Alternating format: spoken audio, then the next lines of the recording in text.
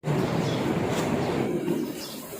الحمد لله نحمده ونستعينه ونستغفره ونعوذ بالله من شرور أنفسنا ومن سيئات أعمالنا من يهده الله فلا مضل له ومن يضلله فلا هادي له وأشهد أن لا إله إلا الله وحده لا شريك له وأشهد أن محمدًا عبده ورسوله صلى الله عليه وسلم أما بعد فإن خير الحديث كتاب الله وخير الهدي هدي محمد صلى الله عليه وسلم وشر الأمور محدثاتها وكل محدثة بدعة وكل بدعة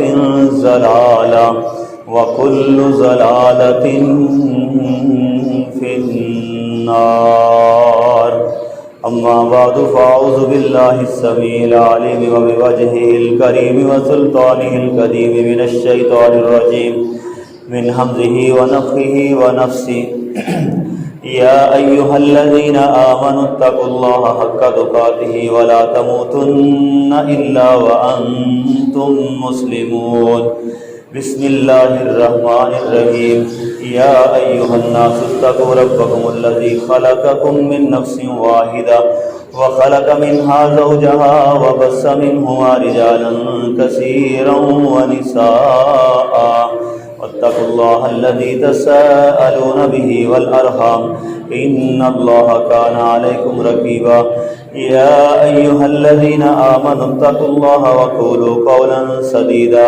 يصلح لكم أعمالكم ويغفر لكم ذنوبكم ومن يطع الله ورسوله فقد فاز فوزا عظيما اللهم صل على محمد وعلى آل محمد كما تحب وترضى رب اشرح لي صدري ويسر لي أمري واحلل عقدة من لساني يفقهوا قولي رب زدني علما رب زدني علما اللهم انفعنا بما علمتنا وعلمنا ما ينفعنا وزدنا علما قال الله تبارك وتعالى في قرآن مجيد وفرقان حميد يا أيها الناس إنا خلقناكم من ذكر وأنثى وجعلناكم شعوبا وقبائل لتعارفوا إن أكرمكم عند الله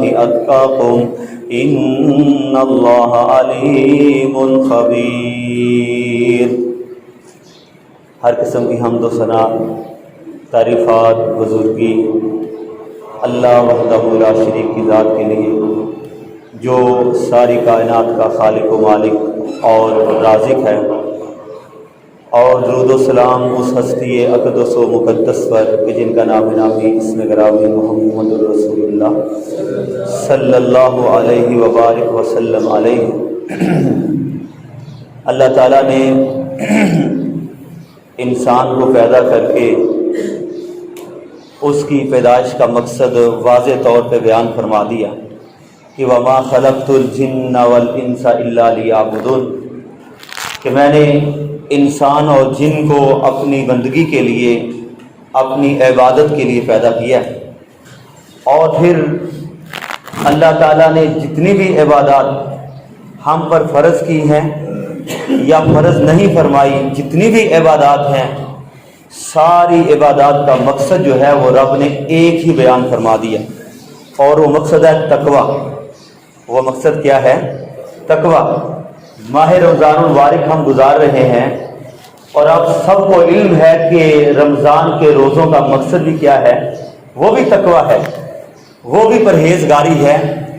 اور روزے کے علاوہ جتنی بھی عبادات ہیں، سب عبادات کا مقصد بھی کیا ہے؟ تقوی ہے، پرہیزگاری۔ ابھی ہم آگے چل کے اس بات کا ذکر کریں گے کہ آخر تقوی چیز کیا ہے، لیکن اس سے قبل میں آپ بھائیوں اور دوست احباب کے سامنے یہ بتاتا ہوں کہ تقوی کی اہمیت کتنی ہے۔ اور بھائیوں، جو تقوی ہے اس کی اہمیت اتنی زیادہ کہ اللہ پاک نے اپنے پاک قرآن میں فرمایا وَلَقَدْ وَصَّيْنَا الَّذِينَ أُوتُوا الْكِتَابَ مِنْ قَبْلِكُمْ وَإِيَّاكُمْ أَنِ اتَّقُوا اللَّهَ، اور البتہ تحقیق بلا شبہ یقیناً ہم نے تمام انسانوں کی طرف، تمہاری طرف بھی اور جو تم سے پہلے لوگ آئے تھے، جتنے بھی انبیاء کرام آئے، ان سب کی طرف ہم نے صرف ایک ہی بات کی وصیت فرمائی ہے، ان کو تاکیدی حکم دیا ہے۔ اے میرے پروردگار، کیا تاکیدی حکم دیا؟ جو اتنا اہم حکم ہے کہ ہم سے پہلے تمام امتوں کو بھی دیا گیا اور ہمیں بھی وہی حکم اللہ نے تاکیداً دیا۔ اے باری تعالیٰ، وہ حکم کیا ہے؟ تو اللہ کہتا ہے وہ حکم یہ ہے ان اتقوا اللہ، اللہ کا تقوی اختیار کرو، اللہ سے ڈر جاؤ۔ یہ وہ تاکیدی حکم ہے جو ہر ایک کو دیا گیا۔ اور پھر اللہ پاک نے یہ جو قرآن پاک ہم پر اتارا ہے، اس میں کتنی ہی بار اللہ تعالیٰ نے جو عام انسانیت ہے اس کو بار بار حکم دیا، یا ایھا الناس اتقوا ربکم الذی خلقکم من نفس واحدہ وخلق منها زوجها وبث منهما رجالا کثیرا ونساء۔ اے لوگو، اللہ سے ڈر جاؤ، اللہ کا تقوی اختیار کرو، اللہ کا ڈر اپنے دل میں سنبھالو۔ یہ پیغام وہ ہے جو رب تعالیٰ نے سارے قرآن میں بار بار عوام الناس کو دیا، چاہے وہ مسلمان ہے اور چاہے وہ غیر مسلم ہے۔ رب نے عموماً یہ حکم ہر ایک کو دیا، اور پھر امت محمدیہ کو خاص طور پہ حکم دیا، فرمایا یا ایھا الذین آمنوا اتقوا اللہ حق تقاتہ ولا تموتن الا وانتم مسلمون۔ اے وہ لوگوں جو ایمان لائے ہو، اللہ سے ڈر جاؤ جس طرح کہ اس سے ڈرنے کا حق ہے، اس کا تقوی اختیار کر لو جس طرح کہ اس کا تقوی، اس کا ڈر، اس کا خوف اختیار کرنے کا حق ہے۔ فرمایا اس طرح اللہ سے ڈر جاؤ۔ یہ ایمان والوں کو تاکیدی حکم ایک بار نہیں، متعدد بار اللہ نے پاک قرآن میں ذکر فرمایا۔ ایک مقام پہ فرمایا یا ایھا الذین آمنوا اتقوا اللہ وقولوا قولا سدیدا۔ اے وہ لوگوں جو ایمان لائے ہو، اللہ سے ڈر جاؤ اور بات کرو تو سیدھی بات کرو، ستھری، صاف سچی اور سچی بات کہا کرو۔ کئی مقامات ہیں، پہلے یہ بتایا کہ تم کو اور تم سے پہلے لوگوں کو بھی یہی وصیت فرمائی، پھر یہ بتایا کہ عوام الناس کو، مسلمان اور غیر مسلم تمام کو یہی حکم دیا، پھر یہ بتلایا جو ایمان لائے ان کو بھی تاکیدی حکم یہی عطا فرمایا۔ اور پھر اللہ تعالیٰ نے اپنے پاک پیغمبر جناب محمد کریم صلی اللہ علیہ وسلم ان کو بالخصوص الگ طور پہ حکم دیا۔ سورہ احزاب کی پہلی آیت اللہ نے فرمایا یا ایھا النبی اتق اللہ ولا تطع الکافرین والمنافقین ان اللہ کان علیما حکیما۔ اے میرے پیارے حبیب پیغمبر جناب محمد صلی اللہ علیہ وسلم، اللہ کا تقوی اختیار کیجیے، اللہ کی خشیت، اللہ کا ڈر اختیار کیجیے۔ ولا تطع الکافرین والمنافقین، اور اس کی نشانی یہ ہے کہ کافروں کی بات نہ مانیے، منافقین کی بات نہ مانیے، بلکہ اللہ رب العزت کی بات کو مانیے۔ تو بھائیو، ابھی تک یہ بات سمجھ آئی ہے کہ تقوی ہر امت کو اس کا حکم دیا گیا، اور اس امت محمدیہ کو بالخصوص حکم دیا گیا، اور پھر اللہ کے پاک پیغمبر کو بھی تاکیدی حکم دیا گیا۔ تو بھائیو، یہ تقوی جو ہے اس کی اہمیت ابھی کچھ اور اجاگر کی جانی چاہیے۔ اللہ کے پاک پیغمبر علیہ الصلوۃ والسلام پر اترنے والے قرآن میں رب نے جتنی بھی عبادات کا ذکر کیا، ساری عبادات کا مقصد اگر اللہ نے بیان کیا تو وہ کیا ہے؟ وہ تقوی ہے۔ چنانچہ پہلے پارہ کا 3واں رکوع اللہ نے فرمایا یا ایھا الناس اعبدوا ربکم الذی خلقکم من نفس واحدہ۔ اے وہ لوگوں جو اے سارے لوگوں، اپنے اس رب کی بندگی کرو، خلقکم جس نے تمہیں پیدا کیا، والذین من قبلکم اور ان کو پیدا کیا جو تم سے پہلے تھے، لعلکم تتقون۔ عبادت کا مقصد کیا ہے؟ लअल्लकुम तत्तकून, ताकि तुम परहेजगार बन जाओ, ताकि तुम मुत्तकी बन जाओ, अल्लाह से डरने वाले बन जाओ। अल्लाह का डर आखिर चीज क्या है? रब ने फरमाया जितनी भी इबादत हैं, चाहे नमाज को ले लें, कुरान कहता है वअमुर अहलका बिस्सलाति वस्तबिर अलैहा ला नसअलुका रिज़्का नहनु नरज़ुकुक वल आक़िबतु लित्तक़वा। अल्लाह कहता है ऐ मेरे प्यारे हबीब पैगंबर जनाब मोहम्मद सल्लल्लाहु अलैहि वसल्लम, अपने अहलो अयाल को, अपने घर वालों को नमाज का हुक्म दीजिए, खुद भी नमाज पढ़िए, खुद भी नमाज पढ़िए। वस्तबिर अलैहा, इस बात पर डट जाएं, इस बात पर हमेशगी इख्तियार करें।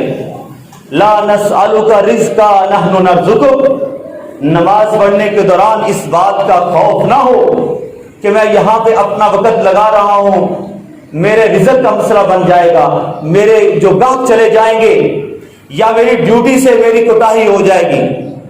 ला नसअलुका रिज़्का नहनु नरज़ुकुक, रिज़्क की जिम्मेदारी अल्लाह फरमाता है हमने उठाई हुई है।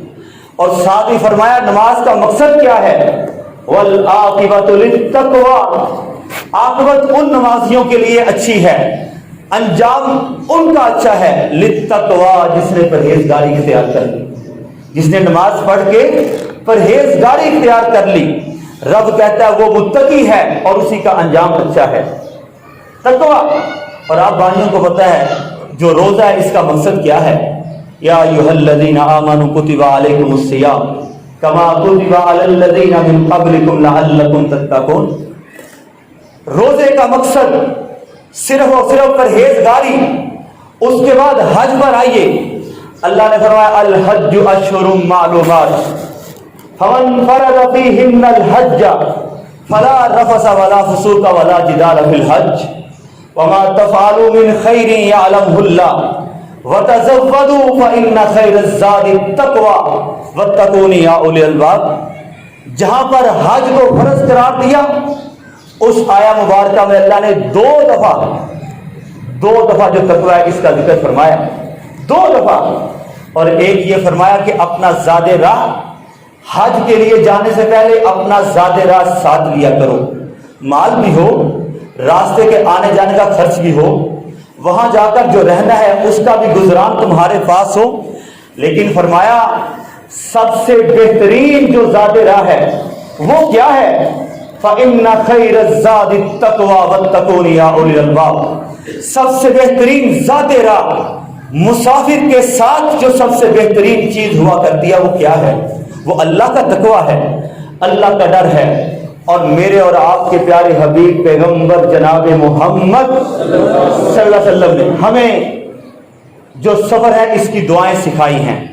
और एक दुआ आप भाइयों को भी याद आ गई होगी कि अल्लाह के पाक पैगंबर ने दुआ क्या सिखलाई है सफर की। आप दुआ क्या फरमाया करते थे? अल्लाहुम्मा इन्ना नस्अलुका फी सफरिना हाज़ल बिर्र वत्तक़वा। ऐ अल्लाह, मैं इस सफर के अंदर तुमसे नेकी और तकवा का सवाल करता हूं। रब का कुरान भी यही कहता है, फ़इन्न खैरज़्ज़ादि तक़वा, ज़ादे राह सबसे बेहतर कोई है तो वो तकवा है। और मोहम्मदुर रसूलुल्लाह सल्लल्लाहु अलैहि वसल्लम अगर अपने सफर से रवानगी से पहले कोई दुआ फरमाते तो अपने सफर में रब से तकवा का सवाल करते। तकवा की अहमियत इतनी ज्यादा, कितनी ज्यादा। आप लोग अभी 2 माह और 20 या 25 दिन बाद रब के आगे अपने अपने जानों की जो कुर्बानी है पेश करेंगे। अपने अपने जानों की क्या पेश करेंगे? कुर्बानी। रब कहता है ना मुझे तुम्हारी कुर्बानियों का गोश्त चाहिए, ना खून चाहिए, बल्कि मुझे क्या चाहिए? लै यनालल्लाह लुहूमुहा वला दिमाउहा वलाकिन यनालुहु तक़वा मिनकुम। ना कुर्बानी का गोश्त चाहिए, ना खून चाहिए। रब को अगर चाहिए तो तुम्हारी तरफ से क्या चाहिए? उसको मतलूब है, उसका मकसद है कुर्बानी का, तो वो क्या है? वो है तुम्हारे अंदर रब का डर आ जाए, रब की खशियत आ जाए। ये है कुर्बानी का मकसद। और हजरत आदम अलैहिस्सलातु वस्सलाम के 2 बेटे, एक बड़ा जिसका नाम काबील था, एक छोटा जिसका नाम हाबील था। دونوں نے اپنی اپنی طرف سے اپنی قربانی رب کی بارگاہ میں پیش کی. ایک کی قربانی قبول ہوئی، ایک کی قبول نہ ہوئی. اس کو اس بات پر حسد آیا. اس نے کہا انی لأقتلنک، میں تمہیں قتل کر دوں گا. تمہاری قربانی کیوں قبول کی گئی؟ میری قربانی قبول آخر کیوں نہ کی گئی؟ قال انما يتقبل اللہ من المتقین. آؤ نمازیں پڑھنے والوں، رب کی بندگی کرنے والوں، آؤ حابیل کا درس سنتے جاؤ. اس نے رب کے قانون کو بیان کیا.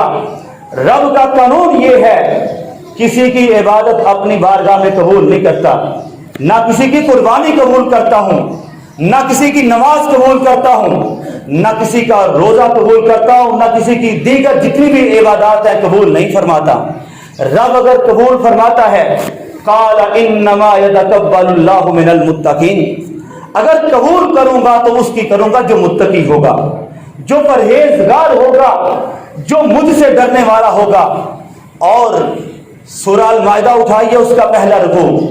اللہ نے فرمایا آپس میں جو معاونت کرتے ہو، ایک دوسرے کے ساتھ جو ہیلپ کرتے ہو، ایک دوسرے کی مدد کرتے ہو، اس کی بنیاد بھی کیا ہے؟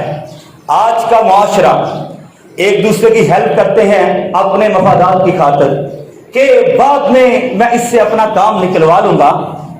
آج لوگ اس کے لیے معاونت کرتے ہیں دوسرے کی. رب کہتا ہے نہیں، وَتَعَاوَنُوا عَلَى الْبِرِّ وَالتَّقْوَى. اگر معاونت کرنی ہے تو صرف رب کے لیے، اس کے لیے نیکی کے، اس سے نیکی کے حصول کے لیے. وَتَعَاوَنُوا عَلَى الْبِرِّ وَالتَّقْوَى، اور اللہ کا تقوی اپنے دل کے اندر ڈالنے کے لیے. اللہ کا تقوی، آخر اللہ یہ تقوی کی اہمیت اتنی زیادہ آپ نے کیوں بیان فرما دی؟ اور سورہ اعراف کے اندر فرمایا یا بنی آدم خذوا زینتکم عند کل مسجد. اور اس سے پہلے فرمایا یا بنی آدم قد انزلنا علیکم لباسا یواری سوآتکم وریشا. اے ابن آدم کے بیٹے، تمہارے لیے میں نے آسمان سے لباس اتارا ہے. سوآتکم وریشا، وہ تمہاری شرمگاہوں کو چھپانے والا ہے. وریشا، اور تمہاری زینت کا باعث بھی ہے. تم اپنا اچھا لباس زیب تن کر کے اپنے آپ کو خوبصورت اور مزین دکھاتے ہو. رب کا بھی یہی حکم ہے، لیکن وَلِبَاسُ التَّقْوَى ذَلِكَ خَيْرٌ. اللہ کو اگر کوئی لباس محبوب ہے، پسندیدہ، تو وہ لباس کون سا ہے؟ وَلِبَاسُ التَّقْوَى، وہ لباس جو تقوی والا ہو، جس میں پرہیزگاری ہو، وہ لباس اللہ کو پسندیدہ ہے. اور میرے اور آپ کے پیارے حبیب پیغمبر جناب محمد الرسول اللہ صلی اللہ علیہ وسلم نے فرمایا تھا کل قیامت سے پہلے عورتیں لباس پہنے ہوں گی، لیکن فرمایا قریاں ہوں گی، ننگی ہوں گی. وہ لباس اتنا باریک زیب تن کیے ہوں گی کہ ان کے جسم کے اندرونی اعضاء، ان کی وضاحت، ان کے اعضاء اندر سے نظر آ رہے ہوں گے. آج آپ دیکھتے ہیں لباس تو ہم پہنے ہوئے، لباس تو ہم سب نے خوبصورت سے خوبصورت زیب تن کیے ہوئے، لیکن رب کعبہ کی قسم ہے امت محمدیہ سے حیا کا پیکر اٹھتا چلا جا رہا ہے. اور جو لباس تقویٰ تھا وہ آج ہم پہلے جو زیب تن کیا کرتے تھے اس کا رواج اٹھتا چلا جا رہا ہے. لوگ یہودیت کی اور غیر مسلم کی اتنی تقلید کرتے ہوئے اندھے ہو چکے ہیں کہ ان کو محمد کریم صلی اللہ علیہ وسلم کے بتائے ہوئے لباس کا جو خاکہ تھا وہ بھول چکا ہے. فرمایا وَلِبَاسُ التَّقْوَى ذَلِكَ خَيْرٌ، سب سے بہترین لباس اگر کوئی ہے تو وہ تقوی والا لباس ہے. اور پھر ہر طرح کی عبادت، ہر طرح کی ریاضت اور انسان کی ہر طرح کی مصروفیت جس میں تقوی شامل ہو جائے، رب تعالیٰ کو وہی چیز محبوب ہے. اور فرمایا اتقوا اللہ حق تقاتی، اللہ سے اس طرح ڈرو جس طرح اس سے ڈرنے کا حق ہے. عبداللہ بن مسعود رضی اللہ تعالی عنہ سے پوچھا گیا کہ آپ کو اللہ کے پاک پیغمبر نے قرآن کے علم کا ایک یعنی بورا کہا ہوا ہے کہ اتنا بڑا تھیلا جس کے پاس قرآن کا علم ہے آپ ہمیں یہ بات بتلائیے کہ حق کا تقاتی ہی اللہ سے اس طرح ڈرو جس طرح اس سے ڈرنے کا حق ہے۔ اس کا معنی کیا ہے؟ یہ جو تقوی ہے اس سے مراد کیا ہے؟ تو آپ رضی اللہ تعالی عنہ نے فرمایا تھا ان تجعل بینک و بین عذاب اللہ وقایا، کہ تو اپنے درمیان اور اللہ کے عذاب کے درمیان میں ایک ڈھال بنا لے، ایک اس کے درمیان بندش، ایک رکاوٹ حائل کر لے۔ اس کا نام تقوی ہے، اس کا نام وقایا ہے۔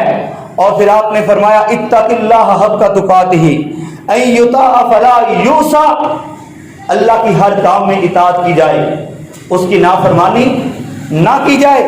فیذکر ولا ینسى، اسی کا ذکر کیا جائے، اس کو اپنے جی سے بلایا نہ جائے۔ اور پھر فرمایا وَأَن یشکر فلا یکفر، اسی کا ہی شکر کیا جائے، اس کی ناشکری نہ کی جائے، اسی کو یاد رکھا جائے۔ علامہ ابن قیم رحمہ اللہ تعالی نے جو تقوی ہے، اللہ کے ساتھ جو تعلق ہے، اس کی ایک مثال سے یوں وضاحت فرمائی ہے۔ انہوں نے لکھا ہے اپنی کتاب کے اندر کہ اگر ایک ماں اپنے بیٹے کی کسی حرکت کی وجہ سے یا بے شمار اس کی غلطیوں کی وجہ سے اس کے ساتھ نالاں ہو جائے، خفا ہو جائے، تو وہ کہتی ہے تو جو میرا گھر ہے اس سے نکل جا۔ بیٹا اس کے آگے روتا ہے، اس کے پاؤں پکڑتا ہے، ماں مجھے معاف کر دے، لیکن ماں اس کی مسلسل جو غلطیوں کی وجہ سے سخت ناراض ہے، وہ کہتے نہیں تو میرے گھر سے نکل جا۔ بیٹا روتا ہے لیکن وہ اس کو دھکے دے کر وہاں سے باہر نکال دیتی ہے۔ اور پھر بیٹا جب باہر نکلتا ہے تو باہر جا کے ماں کے جو گھر کا دروازہ کھٹکھٹاتا ہے، ماں دروازہ کھول دے، میں آخر تیرا بیٹا ہوں، لیکن ماں دروازہ نہیں کھولتی۔ پھر آخر کار دروازہ کھول کے اس کو زور سے دھکا دے کے اور دور پھینک دیتی ہے، تو یہاں سے چلے جا، تو میرا بیٹا نکما ہے، تو نے آج تک میرے لیے کچھ نہیں کیا، مجھے تیرا کوئی فائدہ نہیں۔ بیٹا جب وہاں سے باہر نکلتا ہے، اپنی گلی میں جاتا ہے، اس کے جی میں خیال آتا ہے میں یہاں سے دور چلا جاؤں، لیکن جب تھوڑا فاصلہ طے کرتا ہے تو اس کو خیال آتا ہے میرا اس ماں کے علاوہ اور اس دنیا میں کوئی ہے؟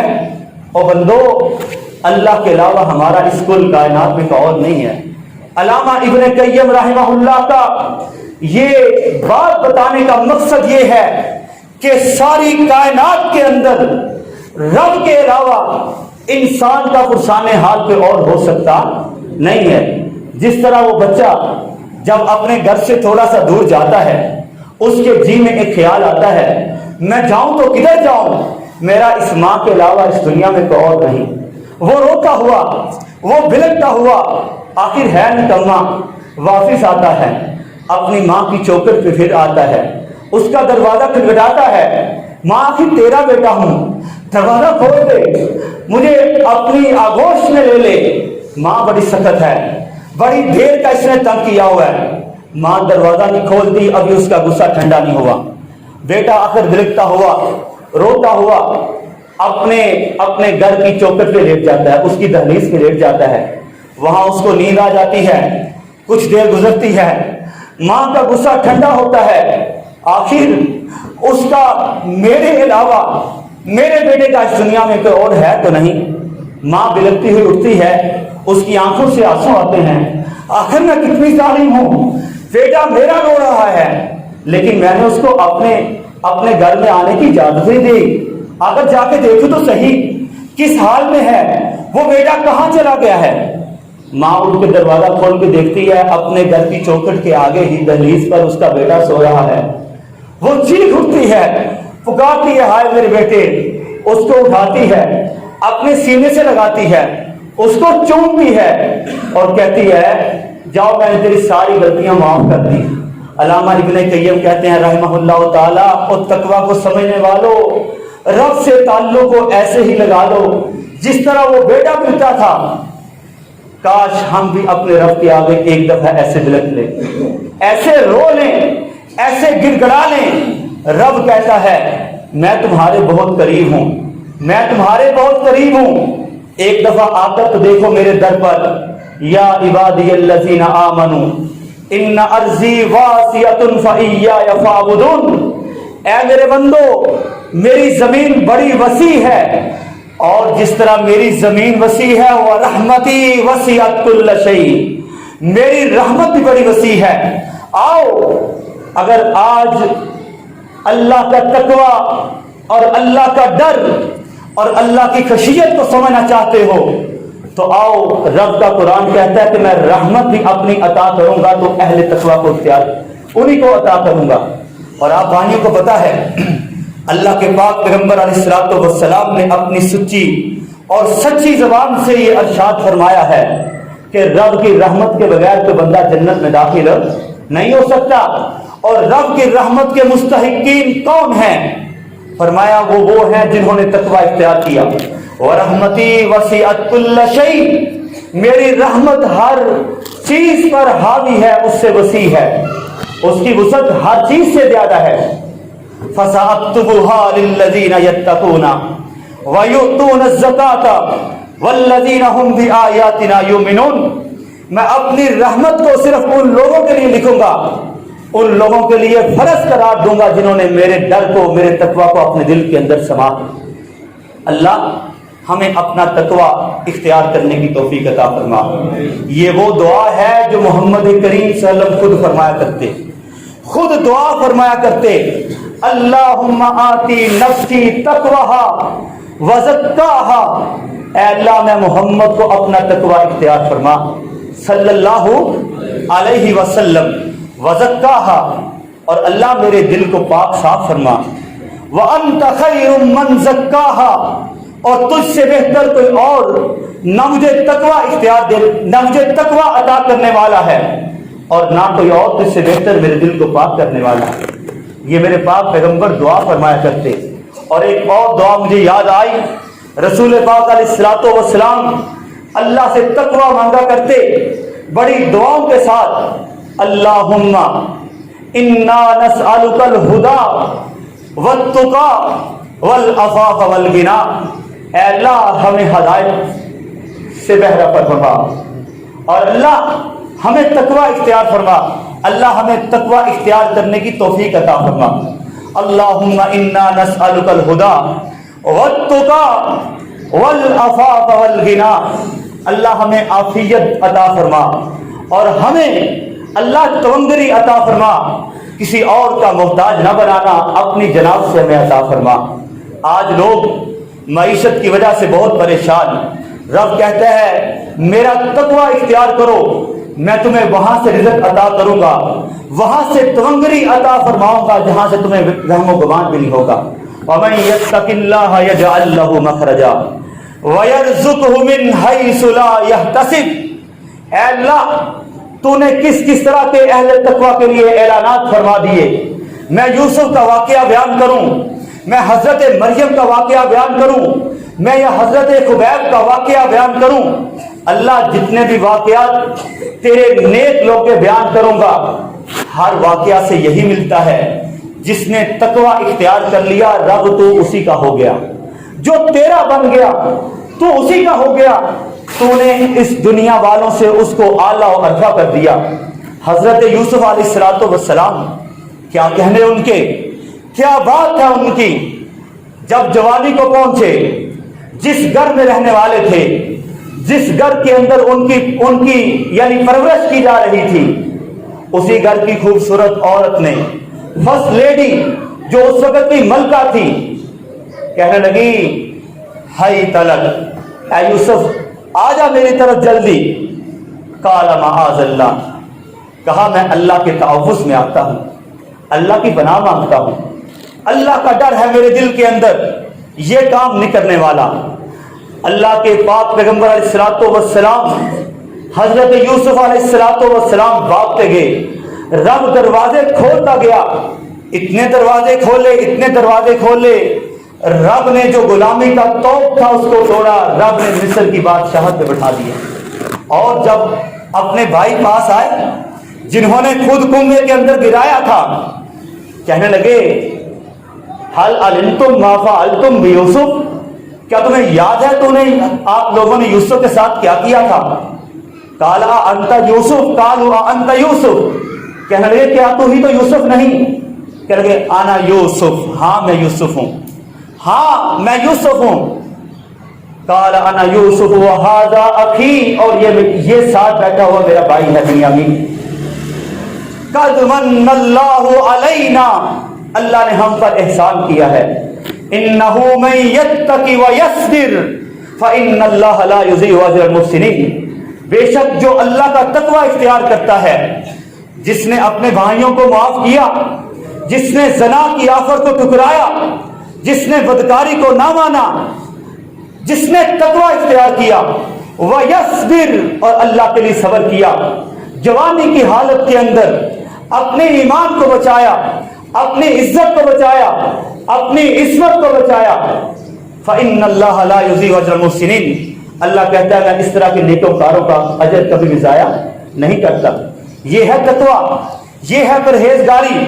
اور میرے اور آپ کے پیارے حبیب پیغمبر جناب محمد رسول اللہ صلی اللہ علیہ وسلم نے سے پوچھا گیا، سئل رسول اللہ صلی اللہ علیہ وسلم ان اکثر ما يدخل الناس الجنہ، یا رسول اللہ سب سے زیادہ چیز کون سی ہے جو لوگوں کو اللہ کی جنت میں لے کے جانے والی ہے؟ آپ نے فرمایا اتقوا اللہ وحسن الخلق، سب سے زیادہ رب کی جنت میں لے کے جانے والی کوئی چیز ہے تو وہ اللہ کا تقوی ہے، اللہ کا ڈر ہے، اور لوگوں کے ساتھ حسن خلق ہے، اچھا اخلاق، اچھا برتاؤ۔ یہ اسی کے اندر ہوا کرتا ہے جس کے اندر رب کا خوف ہو، رب کا ڈر ہو۔ اور عبداللہ بن عمر رضی اللہ تعالی عنہ کا ایک واقعہ آپ کے گوش گزار کرتا ہوں۔ عبداللہ بن عمر رضی اللہ تعالی عنہ ایک دن کچھ ساتھیوں کے ساتھ شہر مدینہ سے باہر نکلے۔ رمضان کا مہینہ نہیں تھا، لیکن موسم یعنی سخت گرم تھا، لو چل رہی تھی۔ شہر مدینہ سے باہر نکلے، دوپہر کا وقت آیا، راستے میں کہیں ٹھہراؤ کیا، اپنے ساتھیوں سے کہا کہ ہمارے لیے جو کھانا ساتھ لے کے آئے وہ لگاؤ، ہمارا دسترخوان بچھاؤ۔ دسترخوان بچھایا گیا، جب کھانا طعام لگ گیا، پاس ہی دیکھا کہ ایک چرواہا اپنی جو بکریوں کو لے کر آگے جا رہا ہے، اس کو آواز دی، اے چرواہے ہمارے ساتھ آ کے بیٹھ جاؤ، آ کے کھانا کھا لو۔ وہ کہنے لگا کہ میں انا صائم، میں روزے دار ہوں۔ کہنے لگے اتنا سخت گرم موسم، نہ رمضان کا مہینہ، سخت لو چل رہی ہے اور تمہارا روزہ، اور تم اتنی سخت مشقت بھی کر رہے ہو، دوپہر سخت دھوپ کے اندر آ کر اپنی جو بکریاں ان کو یعنی چروا رہے ہو۔ آج لوگ آ کے ہم سے پوچھتے ہیں حضرت جی یہ تو بتائیں، ہم مزدور ہیں، سخت گرمی کا روزہ ہے، کیا ہم ایسا نہیں کر سکتے کہ ہم روزہ نہ رکھیں، روزہ اپنی جگہ کسی اور کو لکھوا لیں؟ ہے جوان، ہے توانا، لیکن آ کے مولوی صاحب سے یہ پوچھ رہا ہے کہ کیا روزے کی رخصت مل سکتی ہے؟ واللہ روزے کی کوئی رخصت نہیں ہے، روزے کی رخصت صرف بیمار کے لیے ہے اور مریض کے لیے ہے، جو رب نے اپنے پاک قرآن میں بیان فرما دی۔ حضرت عبداللہ بن عمر کہنے لگے تو نے روزہ کیوں رکھا ہوا ہے؟ یہ تو رمضان کا مہینہ بھی نہیں ہے۔ کہنے لگا میں ان دنوں کی تیاری کر رہا ہوں جب میرے پاس عمل کا وقت نہیں ہوگا، جب عمل کی قوت چھین لی جائے گی۔ آج عمل کا وقت ہے، میں ان دنوں کے لیے عمل کر رہا ہوں۔ حضرت عبداللہ بن عمر نے اس کے تقوی کو جھانچنا چاہا، اس کی پڑتال کرنا چاہی، کیا یہ صرف ہمیں بتا رہا ہے یا واقعی اس کے دل کے اندر رب کا خوف ہے، رب کا تقوی ہے؟ کہا تمہارے پاس اتنی بکریاں ہیں، ٹھیک ہے ہمارے پاس آ کے تم کھانا نہ کھاؤ، اپنا روزہ پورا کر دو، ایک بکری ہمیں فروخت کر دو، ایک بکری ہمیں فروخت کر دو، ہم تمہیں اس کی اچھی خاصی اس کی قیمت بھی ادا کریں گے اور تمہاری افطاری کے لیے 7 گوشت بھی تمہیں دیں گے۔ وہ کہنے لگا یہ جو بکریاں یہ میری نہیں، میں غلام ہوں، یہ میرے آقا کی بکریاں ہیں اور میں یہ بکری آپ کو فروخت نہیں کر سکتا۔ وہ کہنے لگا حضرت عبداللہ بن عمر رضی اللہ تعالی عنہما کہنے لگے اے چرواہے یہاں تم آتے ہو ہر روز اپنی بکریاں لے کر، ہر روز ایسا ہوتا ہے کہ یہاں اس ویران جنگل کے اندر تمہاری کوئی نہ کوئی بکری ہر روز 1-2 گم ہو جاتی ہیں، اپنے آقا سے کہنا کہ میری بکری وہاں گم ہو گئی ہے، تو وہ تمہیں اس کی بات پرس نہیں کرے گا، تمہیں اس پر کچھ نہیں کہے گا اور تمہیں ہم سے قیمت بھی مل جائے گی بکری کی، جس سے جا کر تم اپنے گھر والوں کو پیسے بھی دو گے اور افطاری کے لیے تم ہم سے گوشت بھی لے جاؤ گے۔ جب اس نے یہ بات سنی تو عبداللہ بن عمر کے پاس نہ ٹھہرا، عبداللہ بن عمر کے پاس نہ ٹھہرا، اپنی بکریوں کو ہانکا، وہاں سے دور چلا گیا، اور جب تک دور جاتا رہا اس کی زبان پر ایک ہی جملہ تھا، آسمان کی طرف دیکھا، کہنے لگا این اللہ، اگر میرا آقا نہیں دیکھ رہا، اگر اس کو پتہ نہیں چلے گا تو این اللہ، اللہ کہاں ہے؟ کیا اللہ نہیں دیکھ رہا؟ این اللہ کہتا رہا، عبداللہ بن عمر سے دور جاتا رہا، اور جب تک عبداللہ بن عمر رضی اللہ تعالی عنہ سے دور نہ گیا اس کی زبان سے یہی آواز آتی رہی۔ حضرت عبداللہ بن عمر رضی اللہ تعالی عنہ اس کی روانگی کے پاس خود بے ساختہ ان کی زبان پہ بھی یہی لفظ آ گئے، کہنے لگے این اللہ، کافی دیر پڑھتے رہے این اللہ این اللہ، اللہ کہاں ہے، اللہ کہاں ہے، یہی بات پڑھتے رہے۔ اور جب واپس مدینہ پہنچے اپنے ساتھیوں کو بھیجا، کہا جاؤ جو فلاں چرواہا ہے اس کے آقا کے پاس جاؤ، اس سے کہو کہ عبداللہ بن عمر رضی اللہ تعالی عنہ تم سے تمہارا وہ غلام، وہ جو بکریوں کا چرواہا ہے، اس کو تمہاری بکریوں کے ساتھ ہی خریدنا چاہتا ہے۔ اس نے قیمت مانگی، اس کی منہ مانگی قیمت عطا کی، اور پھر جب وہ پاس آیا، اب ان کا غلام تھا لیکن فرمانے لگے جاؤ تمہیں میں نے یہ والی بکریاں بھی ہبا کر دی، تمہیں بھی آزاد کر دیا۔ یہ ہے تقویٰ جس کے بارے میں نے ابھی کہا تھا وَمَن يَتَّقِ اللَّهَ يَجْعَل لَّهُ مَخْرَجًا وَيَرْزُقْهُ مِنْ حَيْثُ لَا يَحْتَسِبُ، جو رب کا تقویٰ اپنے دل میں سما لے گا، رب کہتا ہے میں اس کو وہاں سے رزق دوں گا جہاں سے اس کو وہم و گمان بھی نہیں ہوگا۔ آج حضرت مریم علیہ السلام کی بات بھی سنتے جائیں۔ فلما دخل علیہا زکریا المحراب وجد عندها رزقا قال یا مریم انا لک ھذا قالت هو من عند اللہ ان اللہ یرزق من یشاء بغیر حساب۔ حضرت زکریا علیہ السلام جب حضرت جو مریم کے حجرے میں داخل ہوتے، جا کے دیکھتے بے موسم پھل سے لطف اندوز ہو رہی ہیں، یہ پھل کہاں سے آئے ہیں؟ کہا جس نے تقویٰ اختیار کیا رب خود اس کو اپنی جناب سے بے موسم پھل کی عطا کرتا ہے۔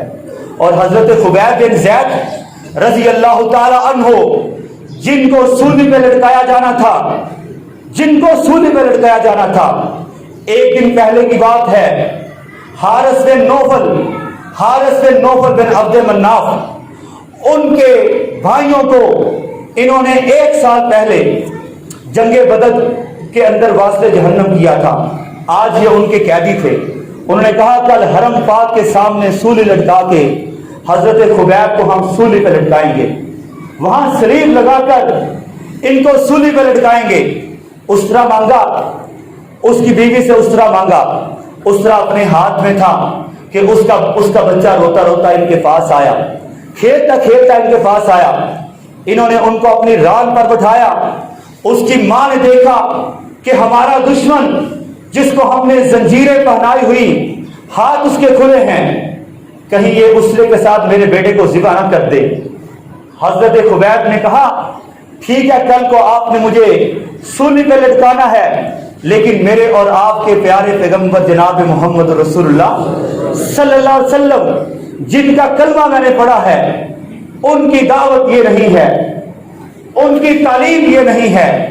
حضرت خبیب رضی اللہ تعالی عنہ نے ان کا بچہ آزاد کر دیا۔ یہی اس بچے کی ماں بیان کرتی ہے، صحیح حدیث پاک کے اندر لکھا ہے، کہتی ہے میں نے خبیب بن زید کے پاس جبکہ اس کو زنجیروں کے اندر ہم نے جکڑا ہوا تھا، اللہ کی قسم میں نے انگوروں کے خوشے دیکھے ہیں، اور یہ وہ دن تھے جب اہل مکہ والوں کے پاس کوئی پھل بھی نہیں تھا۔ یہ ہے وَمَن يَتَّقِ اللَّهَ يَجْعَل لَّهُ مَخْرَجًا۔ اور جب اگلے دن حضرت خبیب کو سولی پہ لٹکایا جانے لگا تو انہوں نے کیا خوب شعر کہے تھے، اس نے کہا تھا ہین لست ابالی، مجھے اس بات کی کوئی فکر نہیں کہ جب میں سولی سے نیچے گروں گا تو میرا دایاں پہلو نیچے گرے گا یا بایاں پہلو نیچے گرے گا، میں تو محمد رسول اللہ صلی اللہ علیہ وسلم کے نام پر اپنی جان کو فدا کر رہا ہوں۔ بھائیو اللہ سے دعا کرے اللہ ہم سب کو جو تقویٰ ہے اور پرہیزگاری عطا فرمائے، ہمارے سینوں کو، ہمارے ایمان کو اللہ تعالیٰ جو پرہیزگاری ہے اس سے معمور فرما دے، اللہ تعالی ہمیں بھی یہ دعا ہمیشہ کرنے کی توفیق عطا فرمائے. اللہم انا نسألک الہدی والتقی والعفاف والغنی. واقول قولی ھذا واستغفر اللہ لی ولکم ولسائر المسلمین.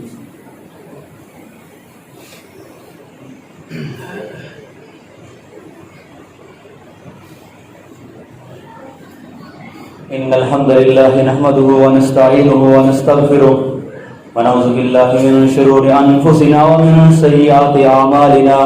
من يهده الله فلا مضل له ومن يضلل فلا هادي له. واشهد ان لا اله الا الله وحده لا شريك له واشهد ان محمدا عبده ورسوله صلی اللہ علیہ وسلم.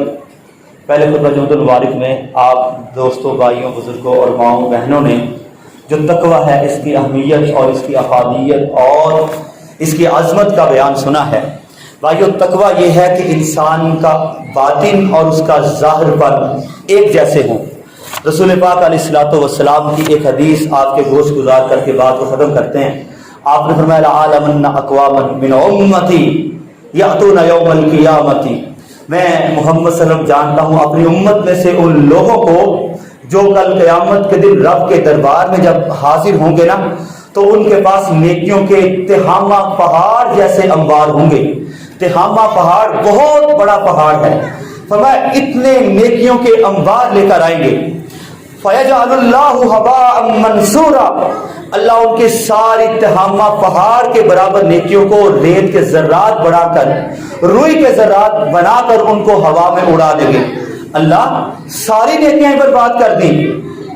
صحابی کہتے ہیں ہم نے کہا یا رسول اللہ ہمیں ان کے جو وصف ہے بتائیں، ان کی نشانیاں بتائیں کہ وہ یہ لوگ کون سے ہیں.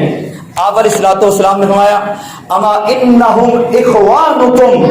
لوگوں سن لو وہ تمہارے بھائی ہیں. اور ساتھ فرمایا ومن جلدتکم، اور وہ تمہاری ہی جو نسل ہے، جو تمہاری ہی امت ہے، اسی میں سے ہے. تمہاری جو قوم ہے اسی میں سے ہے. لیکن فرمایا ان کی نشانی یہ ہے کہ وَلَكِنَّهُمْ أَقْوَامٌ إِذَا خَلَوْا بِمَحَارِمِ اللَّهِ انتَهَكُوهَا. جب وہ اپنی خلوت میں ہوتے ہیں تو اللہ کی حرام کردہ چیزوں سے اجتناب نہیں کرتے. ہے ہم میں سے، ہے ہمارے ساتھ رہنے والے، نمازیں ہمارے ساتھ پڑھنے والے، رات کا قیام بھی فرمایا تمہارے ساتھ کرنے والے، لیکن ان کی خلوت اور جلوت ایک جیسی نہیں. لوگوں کے سامنے اور اپنی خلوت میں اور، یعنی تنہائی میں اور لوگوں کے سامنے اور. فرمایا یہ وہ لوگ ہیں نیکیوں کے انبار ہی رب ان کے یعنی برباد کر دے گا. اللہ ہمیں ایسے لوگ نہ بنائے، بلکہ ہمیں اللہ ایسے لوگ بنائے جو صحیح متقی ہوں، صحیح معنوں میں پرہیزگار ہوں. اور وہ ہیں جن کے لیے رب نے قرآن میں فرمایا ھدی للمتقین. سارا قرآن ہی ہدایت صرف متقیوں کے لیے ہے. یہ قرآن کے شروع میں اللہ نے فرما دیا. تو اللہ سے دعا کریں اللہ ہم سب کو صحیح معنوں میں پرہیزگاری عطا فرما. اللہ جتنے بیمار ہیں سب کو شفا کاملہ عاجلہ عطا فرما. اللہ جتنے لوگ بھی معاشی سطح پر پریشان ہیں اللہ ان کی معاشی جو تنگدستی ہے اس کو دور فرما اور اپنی جناب سے ان کو بہترین رزق اور اعلیٰ جو ہے نا نوکری عطا فرما. اللہ اس کے علاوہ جتنے لوگ بھی بیمار ہیں یا پریشان ہیں کسی بھی طرح اللہ ہر قسم کی روحانی اور جو جسمانی بیماریاں ہیں یہ دور فرما.